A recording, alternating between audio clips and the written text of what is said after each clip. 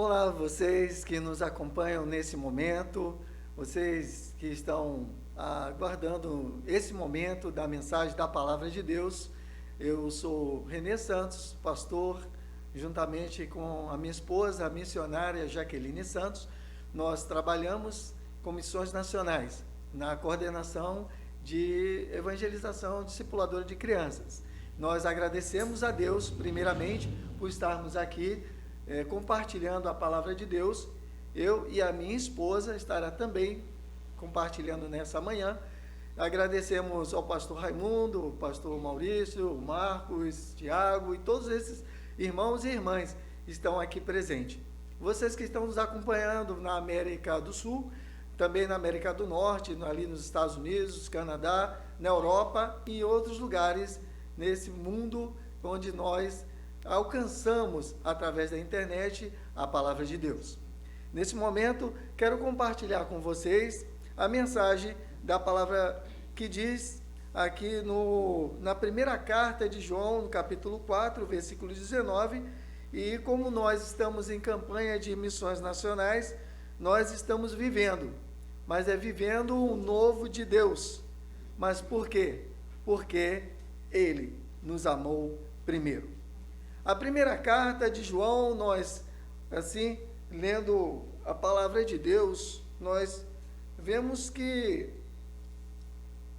diz exatamente assim, no versículo 18 e depois o 19.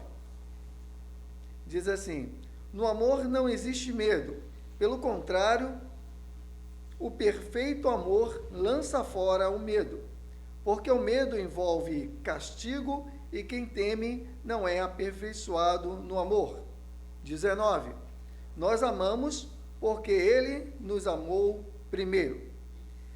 No 20. Se alguém disser amo a Deus, mas odiar o seu irmão, esse é mentiroso.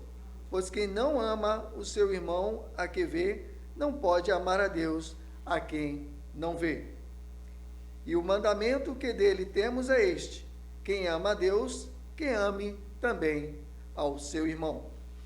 Nós vemos durante esse tempo a minha caminhada como servo de Cristo, vivendo a palavra de Deus.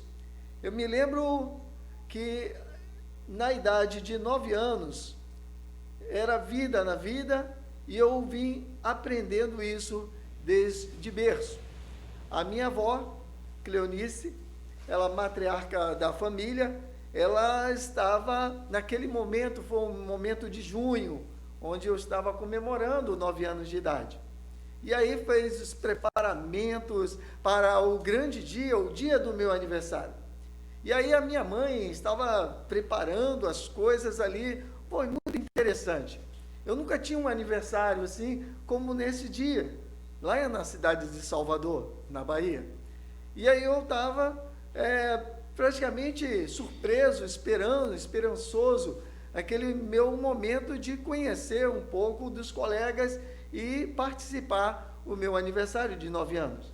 A minha mãe, ela com todo carinho, já tinha passado por várias mudanças, tanto para o Rio de Janeiro, Angra dos Reis, depois Salvador de novo, e ela preparou esse momento para comemorar os 9 anos de idade. E aí ela falou que ia comprar um bolo. E esse bolo foi tão interessante que nós estávamos andando ali numa avenida chamada principal, depois do Curuzu, na cidade de Salvador, e aí tinha uma padaria, e ali tinha um bolo bem distante, azul, bonito, e eu estava olhando. Esse bolo era um bolo de violão, e eu gostava, sempre gostei de violão, porque o meu avô também, músico, tinha um violão, tinha um saxofone, ele sempre gostava de estar tocando junto com a minha avó tocando, colocando o disco dos hinos, e aí ele sempre glorificando e junto com minha avó, louvando a Deus por todos os momentos e também louvando a Deus por gratidão a Deus e compartilhando a palavra através do louvor. Mas naquele momento, quando eu estava com minha mãe para comprar o bolo, eu visualizei aquele bolo no alto, um bolo azul, de violão e eu gostei daquele bolo. E minha mãe falou, é esse que você quer? Sim, mãe, tem aquele outro, mas eu gostei mais desse. Aí ela preparou, colocou ali, fez as lembrancinhas para as crianças, e aí eu estava muito feliz, só que era um momento de junho. Para aqueles que conhecem um pouco do Nordeste, a região e a tradição, não só da baiana, mas também a tradição do Nordeste, nós, né, tem uma certa forma de colocar uma fogueira, comemorar ali. Eles comemoram, na verdade, uma festa pagã, uma festa chamada de João. E aí eu queria saber mais sobre essa festa de João, que era no dia 24 de junho, a data do meu aniversário. E aí eu queria saber mais a respeito dessa comemoração. E a minha avó contou sobre a comemoração. Ela falou sobre a morte de João, quando ele foi entregue e ali foi decepado a cabeça. Foi muito triste aquela história para mim. Aí eu fiquei muito triste. Eu falei, então não foi legal, não está sendo bom esse momento de morte e comemorar o meu aniversário. Ali foi quando a matriarca da família, a dona Cleó, esposa de Vadu, que é Oswaldo Cassiano da Hora, onde a minha avó Cleonice, ela começa a falar do Evangelho. Ela começa a falar porque ele estava naquele momento ali. E falou também sobre a morte de João e por que João morreu. E nós não vamos entrar nesse detalhe. Mas o detalhe tão importante que ela falou sobre a salvação. Ela falou sobre o amor. E por isso que João estava pregando o amor. E aí eu comecei a entender sobre o amor de Deus para conosco. E essa data me lembra também porque nós estamos no mês de missões nacionais. Porque ele me amou primeiro. Então, primeira carta de João, capítulo 4, versículo 19, ele justamente fala sobre a missão do Filho, porque ele me salvou. Se nós olhássemos e percebêssemos, olhando aqui para trás, tem escrito um versículo muito conhecido, um versículo praticamente das boas novas, o versículo do Evangelho de Cristo, o Evangelho, e que João estava ali também presente. E aí nós lembramos do Evangelho, Mateus, Marcos, Lucas e João. E João está escrito justamente assim, capítulo 3, versículo 16. Porque Deus amou, vamos falar todos juntos? Porque Deus amou o mundo de tal maneira que deu seu Filho unigênito, para que todo aquele que nele crê não pereça, mas tenha vida eterna. Nós conhecemos de cor e salteado sobre esse versículo. Esse versículo fala sobre as 5 palavras da redenção e salvação. Deus amou, ele deu seu Filho unigênito para todo aquele que nele crê, ou seja, fé, firme, confiar, não morra, não pereça, e obter, receber gratuitamente a salvação. Nós, compartilhando justamente sobre esse versículo, nós vemos que Deus tem um chamado. Eu gosto e quero compartilhar agora justamente sobre o exemplo, libertação e salvação. Aos 19 anos de idade, quando já conhecia e estudava a palavra de Deus, a Bíblia, independente de denominação ou a religião, eu estava conhecendo mais a palavra de Deus, mas alguma coisa não estava adaptado, porque em outras religiões, seitas ou heresias, ou pessoas que conhecem a palavra de outra forma, eles conhecem, mas não como nós verdadeiramente conhecemos o Evangelho e as boas novas de Jesus. Então, aos 19 anos, quando ali trabalhando, eu vim para o Rio de Janeiro, morando na cidade de Niterói. Morando ali justamente no trabalho, e eu conhecendo um pouco mais a questão de como andar com Cristo, andar com Deus. Ali, verdadeiramente, eu recebi Jesus no meu coração. Eu entendi porque eu estava estudando a palavra de Deus, mas não estava concordando com algumas coisas. E aí o irmão falou exatamente sobre o Evangelho. E eu comecei a entender, mas ao mesmo tempo não tinha confusão, porque durante a minha caminhada, viajando por esse Brasil, Santos, ali em São Paulo, algumas regiões do Brasil, Itaguaí no sul, e eu viajando por vários lugares, acompanhando e louvando a Deus, mas visitando várias igrejas evangélicas, batista e outras igrejas, conhecendo o Evangelho, louvando a Deus pelo irmão Elias. Esse foi o meu discipulador, primeiro discipulador, assim, para caminhar verdadeiramente como um homem e um missionário de Cristo. Ele me ensinou várias coisas. E aí, aos 19 anos, eu entendi, recebendo Jesus, mas focando naquilo que eu queria, e eu queria realmente estar batizado numa igreja, onde eu encontrei a primeira igreja batista de Niterói, para congregar, para louvar a Deus, para participar e servir a Deus nesse momento. E aos 20 anos foi que realmente eu entendi e escolhi a Igreja Batista de Niterói, a primeira, para ser ali passado nas águas e realmente começar o meu campo missionário. A segunda coisa que eu quero compartilhar com os irmãos, que vou acelerar mais um pouco, a minha esposa vai compartilhar com vocês também, mas a segunda é que nós temos e preguemos o Evangelho a toda criatura. No livro de Marcos, capítulo 16, versículo 15, ele diz exatamente sobre essa palavra, sobre como pregar e o que nós devemos fazer. A ordem foi dada para todos.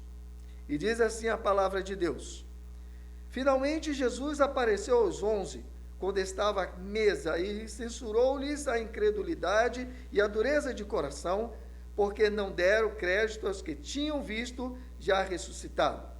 E disse-lhes: vão por todo o mundo e preguem o evangelho a toda criatura. Quem crer e for batizado será salvo. Quem, porém, não crer será condenado. Antes de Jesus, aqui, realmente ele está compartilhando o amor, mas estava dando uma ordem. Então essa missão é uma missão que Deus deu para mim. É a minha missão. Aos 23 anos de idade, eu já estudando e já fazendo outros cursos, me preparando para viajar na área profissional, ali em Guadalupe, no Rio de Janeiro, aqui mesmo, nós estávamos trabalhando. E eu conheci um curso chamado SION, Centro de Instrução ou Formação de Obreiros ou Líderes para o Campo Missionário, para missões. E aí eu comecei a conhecer e fazer esse curso durante um tempo. Durante esse ano, eu comecei a conhecer um pouco como trabalhar o Evangelho de Cristo. Então, aos 23 anos, eu recebi esse chamado de ser um missionário, de trabalhar e de compartilhar o Evangelho, as boas novas, a alegria de Jesus para outras pessoas. Mas não parou para aí, porque as armas da nossa milícia não são carnais, mas, sim, poderosas em Deus para destruir as fortalezas, como diz em 2 Coríntios, na segunda carta aos Coríntios, capítulo 10, versículo 4, que aos 24 anos, Deus me deu uma nova experiência um ano depois. Um ano depois, a missão foi cumprida, ou seja, cumprida, e foi cumprida quando eu comecei a entender mais sobre o plano. E Deus me conduziu nesta área profissional para viajar por vários lugares, seja na Argentina, seja no sul da América Latina, a Uruguai, a Argentina, nos países da América do Sul, também a Bolívia e também em outros lugares, como Porto Rico, Barbados, ali na América Central e também na América do Norte, ali nos Estados Unidos, Miami, Nova York, aquela região. E Deus também nos dando oportunidade para falar para outras pessoas. E esse evangelho é para ser expandido justamente em vários lugares, através da internet, onde vocês estão escutando. Seja na Europa, seja na Ásia, onde estivermos, na Oceania, Deus está escutando, Deus está enviando os missionários. E através desse canal, você está ouvindo a palavra de Deus. E como nós estamos compartilhando isso? Missão sendo cumprida em todos os lugares. Gostaria de completar mais alguma coisa, mas as boas novas, ele potencializaram depois que eu conheci a Projac. Jaqueline é a minha esposa amada, a minha esposa no qual Deus me deu um presente maravilhoso. E praticamente 13 anos nós já estamos compartilhando, depois que nós nos conhecemos no namoro, noivado, no campo missionário, aos 10 anos, e nós estamos continuando a compartilhar o amor de Cristo. Muito obrigado a vocês, e eu estarei ainda aqui, para que vocês possam estar compartilhando, convidar a minha esposa, Jaqueline, para continuar esse momento da mensagem de Deus. Continue aí, estamos agradecidos para a glória de Deus. Missionária Jaqueline. Missões é multiplicação, né? Chama um missionário, vem dois. Então, isso é bom, não é bom? E isso foi combinado entre a gente. Quando o pastor René compartilha da experiência dele, de vida, de como ele foi tocado pelo evangelho ainda na infância, através do testemunho da avó dele, depois quando ele foi realmente tomar uma decisão genuína, através da influência de um amigo dele, chamado Elias, foi batizado. Isso nos mostra que Deus tem um plano na vida da gente, e quando a gente se deixa usar pelo poder de Deus, Deus vai nos levando a lugares que às vezes a gente nem imagina. No livro de Atos, no capítulo 28, o livro de Atos, ele termina falando sobre a trajetória de um missionário, que não era um missionário como a gente, né? Era um missionário de outra grandeza, porque era o apóstolo Paulo. E a Bíblia conta toda a história do apóstolo Paulo, de como foi a trajetória dele, de como foram as dificuldades dele, as viagens missionárias por onde ele passou, as pessoas que ele levou a Cristo. E no versículo 30 e 31, os dois últimos versículos do capítulo 28 de Atos, versículos 30 e 31, diz assim: Paulo morou durante 2 anos inteiros na casa que havia alugado e recebia todos os que o visitavam, pregando o reino de Deus e ensinando as coisas concernentes do Senhor Jesus Cristo, com toda liberdade, sem impedimento algum. Se você é um bom aluno da escola dominical, você vai lembrar que Paulo terminou seus últimos anos preso em Roma. A trajetória dele missionária terminou numa prisão domiciliar em casa. Uma circunstância bastante desafiadora. E o que eu vejo nesse texto bíblico é que não é sobre as circunstâncias que a gente passa, mas como a gente lida com as circunstâncias que acontecem com a gente. Aqui estava um homem que tinha procurado ser fiel a Deus, que a vida dele mudou quando ele aceitou Jesus. Ele dedicou sua vida toda para o trabalho missionário, ensinando a palavra de Deus, mas de repente as circunstâncias sobre a vida dele foi de uma prisão em casa.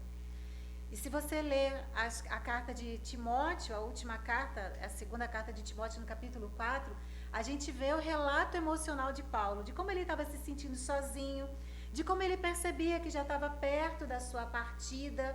Então o lado emocional de Paulo estava fragilizado pelas circunstâncias, mas ele tinha um coração firme, sabendo que apesar das circunstâncias ele precisava continuar pregando o evangelho. E o texto vai dizer para a gente que mesmo preso, ele tinha toda a liberdade para pregar a palavra de Deus. O que eu quero dizer com isso? A igreja do Senhor Jesus, ao longo do tempo, tem passado por muitas dificuldades. Para nós aqui no Brasil, a dificuldade veio com a pandemia e a limitação de estarmos juntos na celebração coletiva, no templo, adorando ao Senhor. Mas mesmo que essa dificuldade tenha vindo e isso tenha trazido tristeza ao coração de muitos, a igreja do Senhor não parou. E nós podemos continuar sendo igreja e pregar o Evangelho de Deus, alcançar as pessoas e tocar o coração das pessoas, independente das circunstâncias que nós estamos vivendo. E aí, com as nossas experiências no campo missionário, é uma oportunidade muito grande estar junto com você, igreja templo, com um pouquinho de gente aqui, mas igreja reunida em casa, e poder agradecer ao Senhor que, mesmo sem nos conhecer, você já tem caminhado conosco e, através das suas ofertas e das suas orações, permitido que o trabalho missionário aconteça. E eu lembro de algumas dificuldades que a gente já passou ao longo da nossa carreira missionária. E mesmo com as dificuldades, mesmo com as circunstâncias trabalhando contra nós, o Evangelho do Senhor não deixou de ser pregado. Eu lembro de um projeto missionário que nós desenvolvemos lá no interior do Pará, Ilha de Marajó. Não sei se você já ouviu falar na Ilha de Marajó, é bem longinho daqui. E alguns anos recentes, nós desenvolvemos, junto com missões nacionais, um projeto para alcançar as crianças ribeirinhas. Porque nós queríamos realmente chegar naquela comunidade, porque é uma comunidade muito distante. Então, Missões Nacionais desenvolveu o projeto e nós colocamos isso aí em divulgação, porque precisávamos de voluntários e gente que se dispusesse a enfrentar os desafios que as circunstâncias de um projeto como esse estavam requerendo de nós. E, para nossa surpresa, nós tivemos pessoas de 6 estados diferentes. Nós tivemos 42 pessoas inscritas no projeto. Não imaginávamos que um projeto com tantas dificuldades, tantas barreiras que a gente teria pela frente, nós encontraríamos logo 42 pessoas. E a gente teve que fechar as inscrições porque não seria possível levar mais gente. Quando a pessoa se inscrevia no site, tinha uma lista de coisas que ela precisava fazer. Desde tomar vacinas, estar preparado para viver em condições assim muito precárias, porque era um lugar que não tinha luz, não tinha cama para dormir, as pessoas teriam que dormir em rede, mas mesmo assim nós vimos pessoas ali se dispondo aí. E aí, quando chegou finalmente o dia do projeto, de começar, nós agendamos e marcamos tudo que as pessoas tinham que chegar e se reunir em Belém do Pará. Então, a gente sair daqui para ir Belém já é longe, né? Quem já teve a oportunidade sabe que são aí de 3h30 a 4 horas de avião até Belém. E aí chegamos em Belém, as pessoas de vários lugares do Brasil chegaram até Belém, nós nos reunimos com aquela equipe, passamos 2 dias em treinamento, em capacitação daquele povo, até que a gente pudesse embarcar para a viagem para a Ilha de Marajó, numa comunidade ribeirinha chamada Canaticu. E isso não era uma coisa fácil, porque como era muito distante, a gente precisava de toda uma logística. E aí preparamos tudo, e quando nós fomos para o porto de Belém, nós precisávamos pegar uma balsa primeiro trecho da viagem, era uma balsa, e eu não sei se você já teve a oportunidade de conhecer essas balsas no norte do Brasil, mas elas são muito grandes. É diferente, por exemplo, de quando a gente pega a barca aqui que vai para Rio-Niterói, tudo bonitinho, né? De ar-condicionado, que a gente senta, tem banheiro, lanchonete. As balsas lá do norte não são bem assim. Elas têm 2 a 3 andares, mas vai de tudo que você pode imaginar. Vai gente, vai cabrito, vai porco, vai farinha, vai açaí. Tudo eles colocam naquela balsa. E aí nós montamos uma estratégia, que como nós do projeto éramos em 42 pessoas, a gente precisava achar um lugar para que pudéssemos ficar juntos. Porque não é lugar marcado. Quando a balsa abre, todo mundo entra e você tem que achar o seu espaço, pendurar a sua rede, porque não tem lugar para sentar, e ali você embarca para a viagem. Então, marcamos tudo direitinho, e você imagina a primeira dificuldade logo de cara de conseguir embarcar 42 pessoas. Você consegue imaginar o volume de malas para 42 pessoas? Íamos passar 10 dias lá na Ilha de Marajó, então precisávamos levar a alimentação. Você consegue imaginar o volume de coisas? De caixas, de água mineral, de mala, de um monte de coisa. E as irmãs são bastante animadas, né? Porque mesmo quando vão para projetos missionários assim, contextos de ilha ribeirinha, as irmãs se empolgam com as malas como se estivessem indo assim para outro estado, né? E era de tudo. Meus irmãos, quando a balsa parou e que nós tivemos que colocar as coisas, foi um grande desafio, porque eles colocam uma madeira assim comprida, ela é larga, mas assim, é uma madeira. E a gente vai meio que Indiana Jones se equilibrando para não cair, porque se cair, você cai dentro do rio.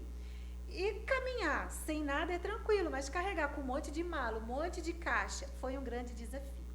Embarcamos todo aquele material e aí fomos achar um lugar para a gente ficar naquela balsa. Então, eram 42 pessoas.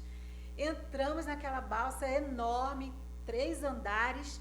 Aí nós conseguimos achar o segundo andar e entramos então e fomos pendurar as redes.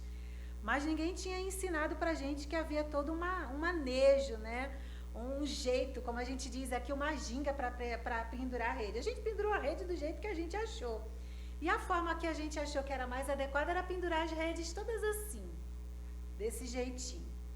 E aí penduramos as redes. Quando a barca saiu, ela sai à noite, a balsa, nós pegamos um trecho de muita chuva, era um período de chuva naquela região, e o rio estava agitado, e tem um período lá, um trecho que a gente atravessa, que é o encontro das águas entre o mar e o rio. Então é uma baía muito agitada. E aquela balsa sacudia de um jeito que eu já estava perguntando ao Senhor quem era o Jonas, para a gente jogar logo fora e acalmar as águas e a gente poder seguir viagem. Meus irmãos, que era um desafio. Eu poucas vezes na minha vida senti muito medo, mas aquele foi um dos dias. Nossa roupa molhou toda, nossas redes mais ainda. E a gente não conseguia dormir, porque as redes elas se batiam uma na outra, que a balsa sacudia. E aí quando eu levantei o olho, eu falei assim, gente, não é possível, a gente não vai conseguir dormir. Eram 8 horas de viagem até Curralinho, onde a gente desceria. Então imagina você passar 8 horas naquele sufoco, todo mundo um se batendo no outro, porque era rede, a balsa sacudindo e a gente se sacudia e se batia junto. E aí quando eu levantei o olho, eu vi que o pessoal, né, os nativos, as pessoas que moram lá e que estão acostumadas a viajar, eles tinham colocado as redes em X. Um colocava assim, o outro assim, um assim, o outro assim. E as nossas estavam todas assim, por isso que a gente se batia. E aí a gente levantou, nós e o pastor Luiz Gonzaga, que estava junto com a gente, nós dissemos, vamos arrumar essas redes, senão a gente não vai conseguir viajar. Então você imagina a confusão que foi aquele povo levantando de noite, na chuva, com a balsa sacudindo e a gente desamarrando rede para amarrar tudo de novo. E no meio daquela confusão toda, tinha um homem que estava viajando e ele ia vender farinha lá no interior.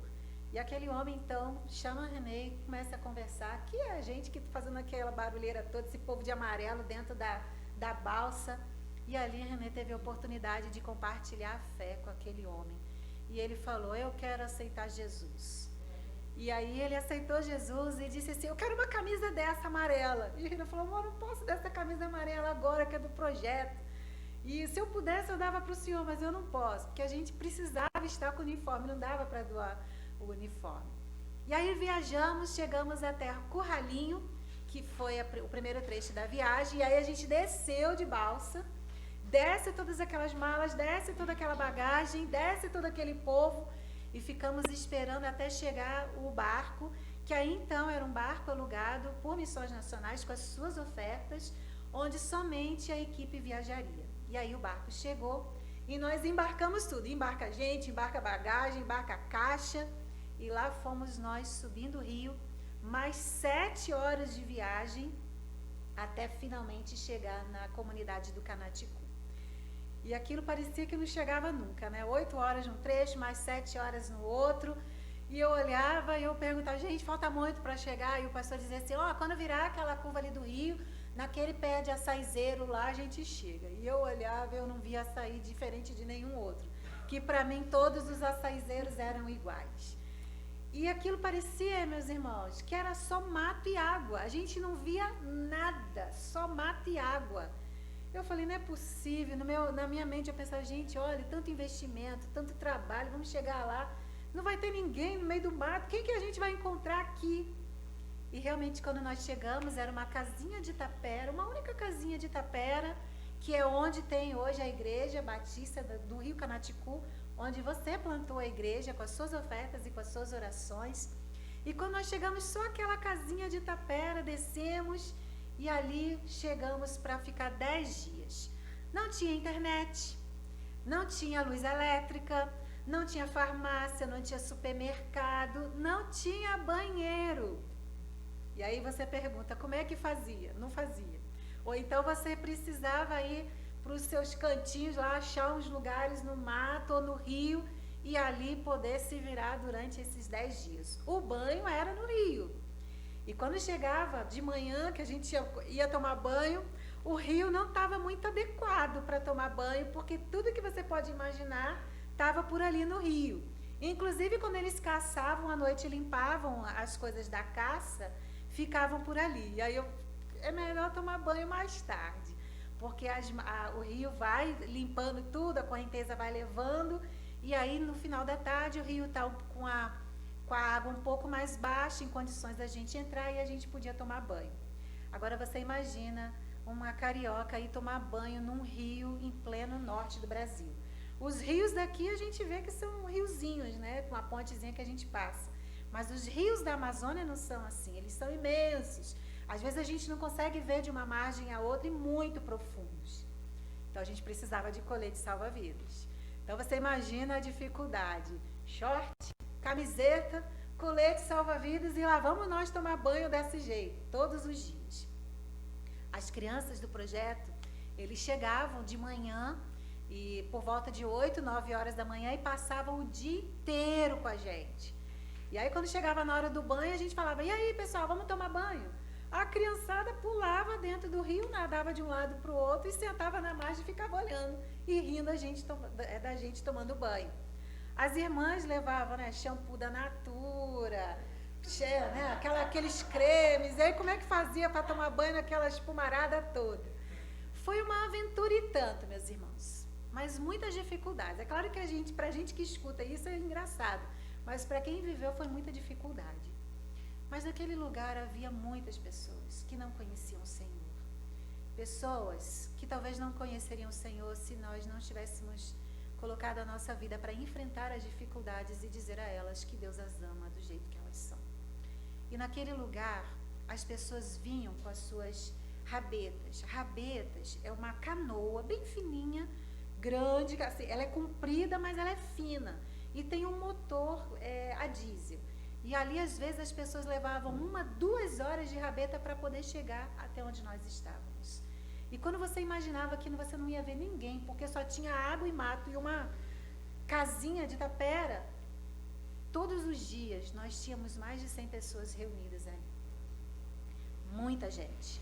Eu nunca fiz uma EBF tão intensa, porque as crianças chegavam 9 da manhã, ficavam o dia inteiro. Elas comiam com a gente, elas brincavam com a gente, elas ouviam a palavra de Deus e ficavam até a noite, quando os adultos vinham para o culto. E aí você pode imaginar, mas à noite eles vão? Sim, à noite. E quando a gente imaginava, no meio dessa escuridão, porque é um breu, quando escurece é um breu, a gente só consegue realmente ver uns aos outros por causa da lua e das estrelas, porque não tem luz elétrica. A gente no barco tinha um gerador, mas o gerador não podia ficar ligado o tempo todo. Então a gente ligava o gerador para ter luz elétrica, luz, né, não elétrica, mas do gerador, na hora do culto, para ligar os equipamentos de som e de tocar. Mas acabava o culto, a gente tinha que desligar o gerador porque não tinha combustível para durar tanto tempo. Meus irmãos, e quando a gente via pequenos sinaizinhos de luz, pareciam vagalumes na floresta. Mas aí aqueles pinguinhos de luz começavam a se aproximar e a gente via então que eram as pessoas chegando nas rabetas. E aquelas rabetas às vezes traziam 4, 5, 6, 8 pessoas e o templo enchia de gente. E ali nós vimos o poder de Deus se revelando no meio do nada, no meio das dificuldades, no meio daquilo que a gente poderia imaginar que não teria solução, mas Deus mandou a solução para aquelas pessoas. E nós vimos milagres acontecendo, como de um menino de 7 anos, que quando nós chegamos ele era um menino muito rebelde, já envolvido com bebida, aos 7 anos de idade. Por incrível que pareça, lá nesse lugar não tem luz elétrica, não tem banheiro, não tem Coca-Cola, não tem telefone, mas tem droga, tem crack, tem bebida. E as crianças já têm acesso a isso. E esse menino de 7 anos, quando a gente chegou lá no começo do projeto, ele era muito agressivo com a equipe de voluntários. E ele tirava a tessana, que é a faca, e ele dizia, eu vou matar vocês, eu vou matar vocês. Ele enfrentava a gente. A gente via ali uma oposição grande do inimigo. E nós orando ao Senhor, pedindo ao Senhor que pudesse trazer transformação, porque a agressividade dele atrapalhava o trabalho que a gente fazia com as crianças e com as famílias das crianças. E lá pelo meio do projeto, esse menino, um culto à noite, já tinha terminado as atividades das crianças. Durante um culto à noite, com os adultos, ele estava lá e ele veio à frente. E quando ele veio à frente, eu perguntei para ele, o que foi? E ele olhou para mim, chorando, e ele falando, eu quero aceitar Jesus. E nós oramos por ele, entregando a vida dele a Jesus. Quando terminou o projeto, esse menino chorava compulsivamente, porque ele não queria que a gente fosse embora. E ele chorava, ele estendia as mãos, ele dizia, não vai embora, não deixa a gente aqui. E eu dizia para ele, nós precisamos ir, porque o projeto terminou, mas o Senhor Jesus não irá. Ele vai permanecer com você aqui, porque a promessa dele é estar com vocês todos os dias de sua vida. E nós fomos embora, mas lá, através desse trabalho, nasceu a Igreja Batista no Rio Canaticu. Uma comunidade ribeirinha, onde existem servos do Senhor, vivendo e testemunhando da graça dele. Isso foi em 2013. Quando foi em 2017, nós fizemos um congresso em São Paulo, um congresso para líderes de crianças. E nesse congresso em São Paulo, eu recebi a ligação da missionária lá de Belém do Pará. E ela falou assim, Jaqueline, eu estou levando uma equipe aqui do Pará para São Paulo, para o congresso. Você tem onde arranjar hospedagem? Eu falei, vou arranjar hospedagem para esse pessoal todo, pode deixar. E aí eles vieram para o congresso de São Paulo, foram, né, para o congresso de São Paulo, e dentro dessa equipe eu identifiquei uma mulher, Miriam é o nome dela. E eu olhei e falei assim, eu conheço você. Ela falou, claro que você me conhece, eu não sabia que você ia lembrar de mim. Eu falei, eu lembro de você, você é lá da comunidade do Canaticu. Ela falou, isso, eu aceitei Jesus lá no Canaticu. E eu falei, como é que você tá, Miriam? Eu tô bem, eu sou líder da comunidade lá no Canaticu e eu ensino para as pessoas de Jesus. E quando a irmã Arideia falou para mim que ia ter o trabalho aqui, eu achei que era um sonho, eu saí daquele lugar que eu moro para vir para São Paulo. Mas eu orei ao Senhor e não falei com ninguém, fiquei quietinha. Não é que Deus abençoe, uma pessoa lá de Belém pagou minha passagem, pagou tudo para eu vir para o congresso. E eu falei, que bom que você está aqui. Por que você quer vir para o congresso? E ela disse, porque eu quero aprender a ensinar sobre Jesus para as crianças da minha comunidade, porque agora a gente já tem um ponto de pregação numa outra comunidade que fica a 3 horas de Canaticu. E aí eu perguntei, e aquele menino que nós conhecemos? E disse para ela o nome daquele menino de 7 anos. Ela falou, então, ele é o líder das crianças agora e ele nos ajuda no trabalho missionário. Irmãos, Deus vai fazendo coisas grandiosas que às vezes a gente não imagina. Uma dificuldade gigantesca para a gente conseguir realizar um projeto. Nós levamos a palavra de Deus para aquela comunidade, muitos daquela comunidade aceitou Jesus. Hoje tem uma igreja naquele lugar e essa igreja já plantou uma outra igreja ribeirinha numa outra comunidade 3 horas de distância. Porque você tem ofertado e porque você tem orado pelo trabalho missionário. Só vou contar mais uma experiência. Pastor René, você ouviu ele chamando de PRO. Por que PRO?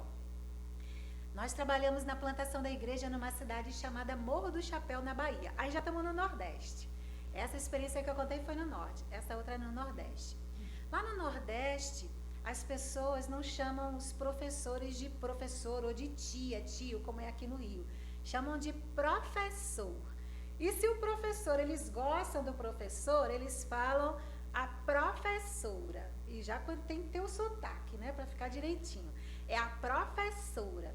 Agora, se essa professora é uma professora querida de matemática ou de português ou de qualquer outra coisa, aí eles chamam de pró. E tem até uma entonação aí na questão do pró. Então, é a pró.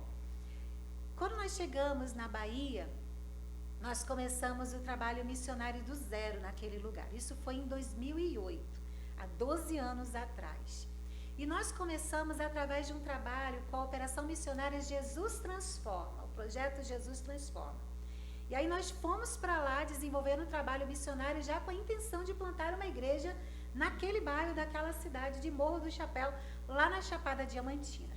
E quando a gente ia andando pela cidade, as pessoas então começaram a perceber que gente é essa diferente, de camisa amarela, de bolsa verde atravessada, que pessoas são essas diferentes? E aí eu bati na casa de uma pessoa, e quando eu bati na casa dessa pessoa, estava um senhor sentado à porta, seu Joaquim.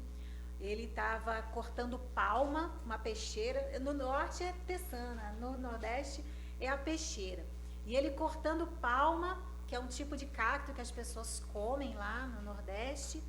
E ele nem olhou para a gente direito. E aí eu conversando com ele, pedindo a ele para falar com alguém da casa. Aí vem uma menina pequenininha, miudinha, magricelinha, de cabelinho enroscadinho. Ela chega e fala assim: é o que vocês estão aqui na nossa casa? Vocês são da Bolsa Família? Porque viu a gente de verde e amarelo. Eu falei: não, nós somos do Bolsa Família não. E é o que vocês querem aqui? E eu falei para ela que a gente queria falar sobre Jesus, se tinha algum adulto na casa que pudesse nos receber. E o seu Joaquim sentado ali na porta nem levantou o rosto para falar com a gente, cara fechada, sisudo. Aí saiu uma senhora bem forte, uma autêntica nordestina, daquelas assim bem típicas, com um olhar bravo, com a mão na cintura. Ela olha e fala assim: é o quê? Vocês são povo de igreja? Vocês são da lei dos crentes? Deu vontade de sair correndo, né? Mas eu falei: não vou correr não, porque o Espírito do Senhor não é de covardia, mas é de ousadia. E eu permaneci ali. Por dentro eu estava meio tremendo, com aquela mulher brava, o homem com a peixeira na mão na porta. E eu falei: nós somos da lei do crente não. Aí meio para ser engraçadinha, eu falei assim: nós somos da graça do Senhor. Mas da graça? Que graça? Vocês são da igreja? Nós somos da Igreja Batista. Então vocês são da lei dos crentes. E aí eu tremi de novo. Mas mesmo assim eu disse para ela: olha, nós estamos aqui, queremos compartilhar a palavra de Deus, nós somos da Igreja Batista, estamos começando uma igreja na cidade, a gente está oferecendo às pessoas que querem oração, que querem conhecer da palavra de Deus, nós estamos aqui para servi-los. Aí ela olhou, aí o Joaquim, né, olhou para cima, ele que até então não falava nada, só ficou lá cortando a palma, nem tinha um pra gente. Ele olhou e falou assim: Olga, mande esse povo embora, mande esse povo da lei do crente embora. Aí ela olha e diz assim: se aquete, Joaquim, se aquete. Porque se veio ensinar a lei dos crentes, tem que ensinar aqui. Porque esses meninos tudo são bagunceiros e tem que ensinar eles a lei dos crentes. Quem sabe não dá jeito nesses meninos. E foi dessa forma estranha, bem incomum, que ela abriu a porta para que a gente pudesse pregar a palavra de Deus. E ali nós começamos toda semana a ensinar a Bíblia, a palavra de Deus. Aquela menina de 9 anos, ela era uma das que mais prestava atenção. E numa casa de 12 pessoas, toda semana 12 pessoas sentavam juntas para ouvir a palavra de Deus. A gente trabalhou sobre o Evangelho de João em 4 lições. E na 4ª lição, na 4ª semana, eu fiz um apelo perguntando quantas pessoas daquelas queriam aceitar Jesus. Nenhuma delas levanta a mão. Aí aquela menininha de 9 anos diz assim: eu quero Projac aceitar Jesus, que é professora Jaqueline. Depois eu virei Pro-Jaqueline e depois Projac. E aí o pessoal, daquelas pessoas todas, ninguém queria aceitar Jesus naquele dia. E ela levanta a mãozinha e fala assim: Projac, eu quero aceitar Jesus. E aí eu insistindo com os adultos e ela lá com a mãozinha levantada. E aí eu falei: que bom que você quer aceitar Jesus, nós vamos orar. E nós entregamos a vida daquela menina nas mãos do Senhor. Naquele dia apenas uma criança aceitou a Jesus. Mas essa menina, por meio dela, a família veio a conhecer o Senhor. Porque essa menina começou a frequentar a igreja, ela foi batizada, ela andava comigo para cima e para baixo para todas as visitas que eu fazia. E aí um dia ela chega para mim, depois de alguns meses já frequentando a igreja, ela diz assim: Projac, manhã falou para a senhora ir lá em casa. E eu falei: é o que ela quer? Ela falou para a senhora ir lá ensinar a Bíblia para ela, que ela quer aprender a Bíblia. E a senhora vai, Projac? Eu falei: não vou não. Que, Projac, a senhora não vai lá ensinar a Bíblia? Eu falei: não. Projac, manhã quer aprender a Bíblia, a senhora não vai lá ensinar a Bíblia? Eu falei: não, quem vai ensinar a Bíblia para ela é tu. Você que vai ensinar para ela a palavra de Deus, porque você já tem Jesus no seu coração. E eu vou ensinar você a ensinar a sua mãe sobre a Bíblia. E aí peguei uma outra irmã da igreja, Não se espante não, viu, irmãos? Eu não me neguei a ensinar o evangelho, eu estava formando líderes. E aí eu peguei uma outra irmã, mais velha, uma senhora da igreja também nova convertida, e falei, vocês duas vão ensinar a Bíblia para a mãe dela. E elas começaram a frequentar a casa da mãe dessa menina. A menina estava morando com a avó, então elas iam para a casa da mãe e ali ensinavam a palavra de Deus para aquela mulher. E na segunda lição, Jesus o pão da vida, aquela mulher abre o coração e entrega a vida para Jesus. E a vida dessa família começa a mudar quando o evangelho entra. Porque através da filha, da mãe, a filha mais velha também aceitou Jesus, a filha mais nova aceitou Jesus, a prima, a tia. O evangelho começou a transformar a vida dessa família. Em 2012, nós deixamos esse trabalho, viemos para o Rio de Janeiro trabalhar num novo desafio, mas aquelas pessoas ficaram lá. Em 2019, ano passado, né? 2020 foi, eu às vezes me perco no tempo, né? 2020 foi a pandemia, então esse ano nós não fomos lá por causa da pandemia, mas todos os anos a gente vai até aquela cidade e passa um tempo com aqueles irmãos, fortalecendo aqueles irmãos e matando a saudade. A gente tem aquele campo missionário no nosso coração. E esse ano não foi possível ir, mas em 2019 nós fomos lá fazer BF, ajudar os irmãos, ajudar a liderança da igreja, e eu fui visitar essa família. E quando eu cheguei, Dona Olga fala assim, ô Projac, como eu sinto saudade de sua casa. Vamos aproveitar que você está aqui, vamos fazer um culto em minha casa. Porque desde a primeira vez que eu abri a minha casa, Jesus nunca mais saiu. E ali nós fizemos novamente, depois de 11 anos, um outro culto na casa daquela mulher. A gente sempre fazia quando a gente estava lá. Mas depois que a gente veio embora não foi possível. Mas 11 anos depois, nós estávamos ali e aquela família toda, mesmo alguns que se afastaram do evangelho no meio da caminhada, mas que são conhecedores da palavra, a gente esteve ali orando por aquelas pessoas, fortalecendo a fé e mostrando para elas que o evangelho muda a vida. Eu poderia contar para você um monte de experiências, um monte. Mas o que eu quero dizer para você é que na medida que você entrega as suas ofertas, na medida que você ora pelo trabalho missionário, essas experiências não são minhas e do pastor René, elas são suas. Porque a tarefa de quem fica, mas sustenta o trabalho missionário, é tão abençoadora do que quem vai na linha de frente. Porque o dia que nós estivermos no céu, na presença do Senhor, o galardão do Senhor e a recompensa, não é só para quem foi, mas é também para quem ficou, mas se comprometeu em orar e sustentar o trabalho missionário. As dificuldades do trabalho missionário são muitas, mas o que nos paralisa não é a dificuldade, mas é o nosso coração e a forma como nós olhamos para as dificuldades. Se formos como Paulo, apesar de todas as circunstâncias, o nosso coração firmado no Senhor, nós vamos conseguir pregar o Evangelho com toda liberdade, sem impedimento algum. Se você for como aqueles voluntários do projeto do Canaticu, mesmo com todas as dificuldades, você vai poder levar o Evangelho para aquelas pessoas e ver a transformação. E eu nem contei, né, que na volta do projeto do Canaticu, a gente encontrou o mesmo homem que tinha conversado com o pastor René. E ele olhou e falou assim, é o senhor que é o pastor do projeto, pegamos a mesma barca. E René falou, é mesmo, pegamos a mesma barca. Ô pastor, vem cá que eu quero dar uma farinha para o senhor. E deu um saco de farinha para ele de presente. E o pastor tirou a camiseta e falou, agora eu posso te dar a minha camisa. E aquele homem vestiu a camisa e disse, Jesus transforma a minha vida. E ele não era só uma camisa, mas era uma declaração de fé. Eu sei que vocês aqui na URCA, vocês têm muitos desafios. São desafios de fé que talvez para os seus olhos, pode vir, pastor, que talvez para os seus olhos seja impossível, muito difícil acontecer. Mas eu quero dizer para você não olhar para as circunstâncias que estão diante dos seus olhos. Olha para o Senhor, que está além das circunstâncias. E que seu coração seja um coração firmado no Senhor e um coração cheio de fé, porque a fé faz grandes coisas acontecerem.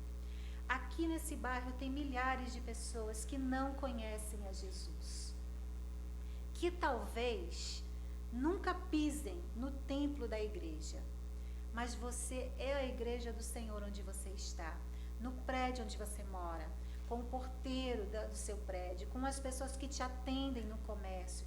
Você é a igreja do Senhor e você tem a responsabilidade de compartilhar a fé e de dar o seu testemunho pessoal para elas. As circunstâncias são difíceis? São. Talvez você não tenha condições de sair de casa, talvez seja possível se sentir meio como Paulo, um prisioneiro em casa. Mas que mesmo em casa você tenha liberdade de pregar o Evangelho a quem Jesus colocar diante de você. Sua família, seus amigos, as pessoas com quem você tem contato, talvez suas amigas que estejam se sentindo, seus amigos que estejam se sentindo tão só quanto você. Agora que você tem aí o manejo da internet, use a internet para testemunhar o que Jesus fez na sua vida, orar pelas pessoas e levar as pessoas a conhecer ao Senhor. Nós o amamos, porque Ele nos amou primeiro. Que Deus te abençoe muito. Nós agradecemos a Deus mais uma vez, a cada irmão, os irmãos da Primeira Igreja Batista da Urca, por cada um daqueles, pastor Maurício, pastor Raimundo Pessoa, nosso amigo, nosso irmão, e agradecemos aqui porque Deus tem falado aos nossos corações. A cada um daqueles que receberam Jesus no seu coração, a cada um daqueles que foram compartilhados com a palavra de Deus, que Deus continue abençoando, que é o nosso testemunho e a nossa vida, assim como nosso irmão Paulo, nosso irmão Pedro, lá no passado, compartilhando, falando do amor de Cristo a todas as pessoas até os confins da terra. Quero agora convidar o pastor Maurício para estar aqui e agradecendo por esse momento em nome de Jesus. Amém.